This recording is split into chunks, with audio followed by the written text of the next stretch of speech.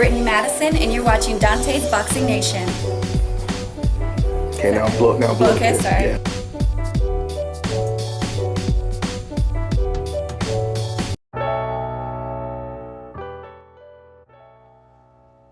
Dante's Boxing Nation, what's going on, guys? So is it just a mere coincidence that not every time, but the majority of times, a non-black fighter or champion is fighting against an undefeated black champion, someone on that non-black fighter's team will usually say going into that fight, this is going to be a difficult fight to win. This is going to be a hard fight to win. You see, these fighters on the hope list, they know the majority of times you're fighting against an undefeated black American champion, you're putting the video game on hard mode. The day that the Floyd Mayweather versus Manny Pacquiao fight was announced, Freddie Roach came out immediately. His first reaction, the first thing he said about the fight is this is going to be a difficult fight to win because Floyd Mayweather does not make a lot of mistakes. When Juan Manuel Marquez fought Mayweather, leading up to that fight, Marquez's trainer, Nacho Beristain, he came out during the build-up to the fight. He constantly praised Floyd Mayweather and talked about how difficult it was going to be to beat Floyd. In fact, he praised Floyd Mayweather so much that in the final press conference, Floyd, he actually thanked Nacho Beristain for all the high praise. And then, of course, after the fight, Nacho Beristain, he called Floyd Mayweather the Michael Jordan of the sport. By way of contrast, Juan Manuel Marquez or his trainer Nacho had never said any of these things about Manny Pacquiao. But trainer Freddie Roach, he did say something similar about another dangerous black fighter, and that was Terrence Crawford. This was around the time that Bob Arum was actually trying to match Manny Pacquiao against Terrence Crawford. And Freddie Roach, he came out and he said that's going to be a very difficult fight to win. He said Terrence Crawford reminds me of Floyd Mayweather, but with more power, which is proof that Freddie Roach, he felt that Manny Pacquiao was never good enough to ever beat a Floyd Mayweather, no matter how many times they ever fought. Now, and I can give you a ton of more examples, but let's go ahead and move to present day. Now you have Lomachenko versus Devin Haney. And this is so crazy because if you look at ESPN's pound for pound list, they have Lomachenko on their list, but they don't have the undisputed champion Devin Haney on their list when it comes to pound for pound. But if that were true, that Lomachenko was rated higher than the undisputed champion Devin Haney, it would be the other way around. It would be Devin Haney's team that would be talking about how difficult it would be to beat someone as good as Lomachenko. But in fact, it's the other way around. It's Lomachenko's team that's saying these things about Devin Haney. Talking about Devin Haney pretty much the same way Freddie Roach and Nacho Beristain were talking about Floyd Mayweather.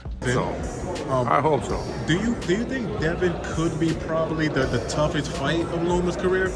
Well, there's no doubt about it. I mean, he's a world champion. I mean, it could definitely well be, and stylistically could be a tough fight, stylistically could be a tough fight because Devin is so slick. He's hard to hit as well. It's going to be like a chess match. So once again, when you're talking to the actual fighters, the actual team that's going to be a part of this fight, you never hear them co-signing anything that you see decaf saying on the internet. When those cameras and mics come out, so does the truth. That was Lomachenko's cut man, Russ Amber. He was doing an interview on Fight Hype. And notice, he was asked the question, would Devin Haney be the most difficult fight for you guys? And he said, without a doubt. Notice, he didn't say, oh, no, this is not going to be our most difficult fight because Devin Haney, he has no power. He has no chin. This should be our easiest fight. He only throws jabs. He didn't say that because he was telling the truth.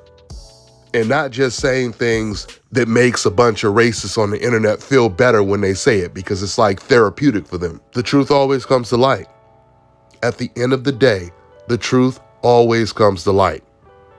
And you're always going to hear professional boxers and the teams of these boxers come out and corroborate everything that you guys hear me say and anyone else that speaks the truth. When Lomachenko stood in the ring with Teofimo Lopez for the very first time, he had a complete different energy.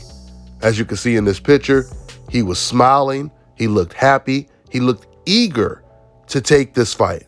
Loma didn't show the same enthusiasm when he seen Devin Haney.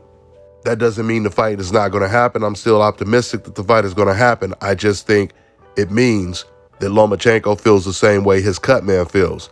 This is going to be the most difficult fight of his career. Let's not forget, after Lomachenko fought Luke Campbell, he said that that was the most difficult fight of his career at that time. That was, of course, before he lost to Teofimo Lopez. Now, can you imagine the headache Devin Haney is going to be if you thought that Luke Campbell was the most difficult fight of your career at that time? And the same thing can be said about Teofimo Lopez, because Devin Haney is 5 times better than Teo. So I'm really looking forward to seeing this fight get announced, to see, some type of talks of serious negotiations.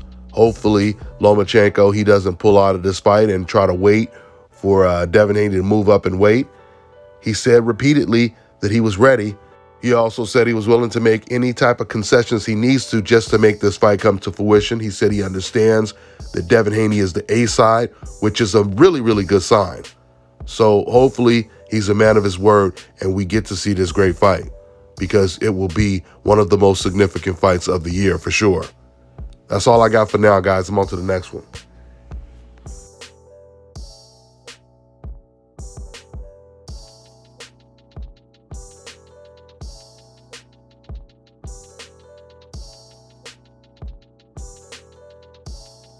All right, now check this out, guys. If you're looking to repair eczema scars, burns and bruises, dark spots and blemishes, fever blisters, diabetic ulcers, this right here is the perfect product for you guys. It's called Elo Diki Face and Body Oil. Athletes and top-ranking boxers, they're also using it after training to reduce swelling, inflammation, and to ease the pain. So get yours today. Go to elodiki.com, like them on Facebook, and follow them on Instagram. Let me tell you guys about Issa Israel Law Firm. It is a full-service legal practice based in Denver, Colorado, an emerging hub for combat sports and high-altitude training. If you're a fighter inside or outside of the ring and you need a law firm you can trust to fight for you, visit thefighterfirm.com or email help@iilawfirm.com. Legal representation is usually limited to plaintiffs or defendants in Colorado, but iFirm can help anyone in the world with trademarking their business name, logos, and U.S. immigration issues. This brother has been my attorney for a while and helped guide me through all kinds of business and civil issues, so make sure you guys go to thefighterfirm.com.